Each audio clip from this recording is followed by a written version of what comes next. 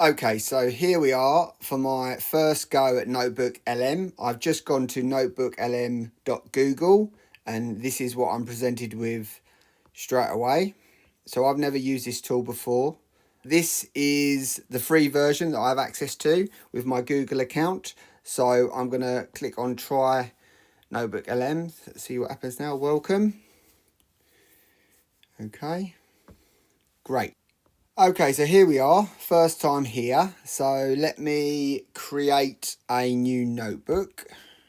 Okay, so there's lots of things to upload. I haven't prepared anything because this is my first time of doing it. So I'm going to say discover sources. I am interested in holiday. Right. Okay, so submit. So off it goes. So this is pretty cool, being able to search within the actual notebook interface. So it's given me lots of options. Yep, I'll import those. Okay, now it's doing something. Okay. So let's try and if I can add a note. Documents. Okay. So let's have an audio overview. So it's generating it. Okay, now we can see that the audio is done. So I think let's press play and see what happens. If you've ever dreamt of, let's say, a culinary paradise, then Spain is almost certainly right up there, probably top of your list. Its food isn't just delicious, it tells this incredibly vibrant story. History, culture, those So that's pretty cool. It essentially creates like a little episode. We can change the playback speed or download it. That's pretty cool. What happens if we do interactive? If you've ever dreamt of, let's say, a culinary paradise, then Spain is almost certainly right up there, probably top of your list. Its food isn't just delicious, it tells this incredibly vibrant story. Oh, wait, someone wants to join. Hey, go for it. Okay, so I've pressed join. It asked me if I can use the microphone. It can. I'm just switching to my iPhone because it won't allow me to access the microphone and screen record at the same time. So I'm going to try it again here. So I'll press play. If you've ever dreamt of, let's say, a culinary paradise. Here we go. I'm going to press join. Hey there, how can we help? Hi, can you tell me about vegetarian food in Spain, please? Oh, that's a fantastic question, and we are so glad you asked. Yeah, that's a really great point to bring up. You know, it's something many people wonder about when traveling. And Spain might not be the first place that comes to mind for vegetarian options. Given its reputation for, well, a lot of incredible cured meats and seafood. Right, but actually Spain has a lot more to offer vegetarians than you might expect. So here we can see they're answering my question. I'm going to interrupt them and ask another question. Strong emphasis on fresh. Oh yeah, let's hear it. Hi, sorry, can you just focus on high protein vegetarian Spanish food that doesn't have tomato in it, please? Thank you. No apologies needed at all. That's a super specific and really helpful clarification. Yeah, that helps us narrow things down. High protein, vegetarian, and no tomato. Absolutely.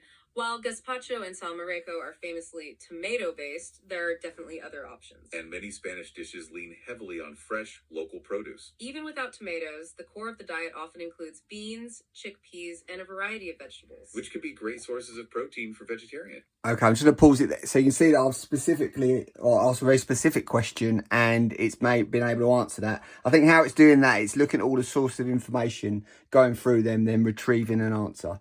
I'll go back to the other video now. Thanks. Okay, so let's look at the video overview now. It's already been generated. It took a bit of time, so I did it off camera.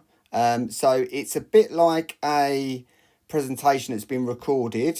If I press play. All right, welcome to The Explainer. Today we're diving headfirst into the food of Spain. And I promise you, we're going way... We just fast forward that a little bit. Let's get to the food itself. Welcome to the world. Pretty Absolute cool. classic Not sure if dish. you can format any of this, but that looks pretty good. And that's the video overview. That's a nice option.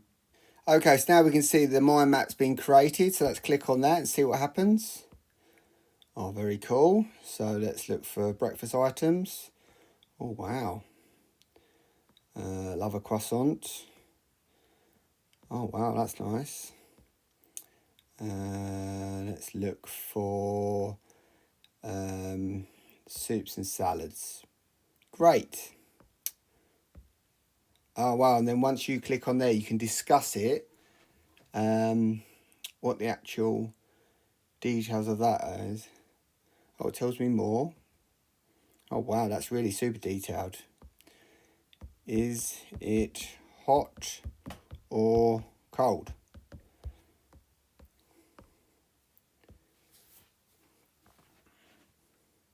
So this seems a really good tool for interrogating information and getting a bit more information. I think it could be quite overwhelming, though, I'll be honest with you.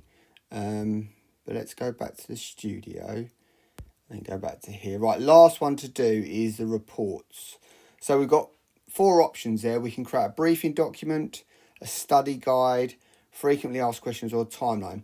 I suppose that depends on how relevant it is. Timeline is not appropriate here, but definitely a briefing document so I can brief my wife on the food. So if I click briefing document, and again it goes off and generates that. I'll pause the video again. I'll be back once it's completed. Okay, so the briefing document has been created. So let's click on that. Nice. Gives a nice overview. Formatting's not the best, to be fair. But yeah, that's an interesting first test of using NotebookLM.